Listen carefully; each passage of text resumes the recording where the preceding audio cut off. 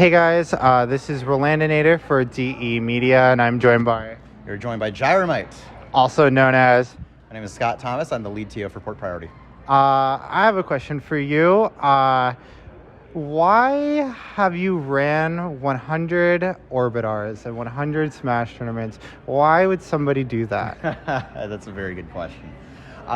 So Orbitar started as a way for the PNW scene to improve and to really get itself on the map. And as I've seen us progress towards that goal, that's been motivation to keep going, right? When we started out, the PNW was a very niche, very unknown scene. And now if you look at our players, they're regularly taking games and taking sets off of PGR players. And I attribute a lot of that to having consistent Orbitars, having consistent tournaments for them to grind at with each other, for them to play against the best players. And really just, seeing them do well keeps me motivated to keep it going. So that's why it's been going all these years.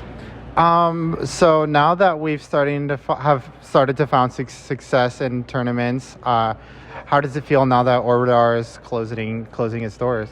It's a little bit bittersweet. I love Orbitar. I have a lot of good memories here. But at the same time, I can look back on it fondly. I can look back at the scene and see this has really cultivated a culture where people want to come and help out. They want to TO. They want to go to events. Whereas before Orbitar, people didn't really want to do that. There was maybe 1 or 2 events a week. And now we're at a place where, there's practically an event every day. It's done a lot to cultivate the culture. And, even though it's going away, its impact will be felt for years and years and years. So it's really good to look back on. You talked about cultivating the culture and the community here in Smash. What does this cultivated community mean to you? And how have you give me a little brief just thought of your journey here and now where are you going next? Well, it's really amazing to see how the scene has transformed over the years.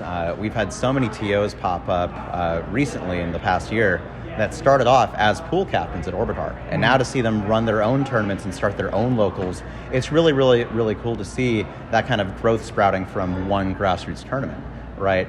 As we walk away from Orbitar, I'll be really happy to see these new TOs really step into their own, see what really fills the gap that Orbitar is leaving, and I can look back on it and be really proud of what we've created, and not only the players that have come up and grown through our scene and the players that have leveled up, but also the TOs and also the people.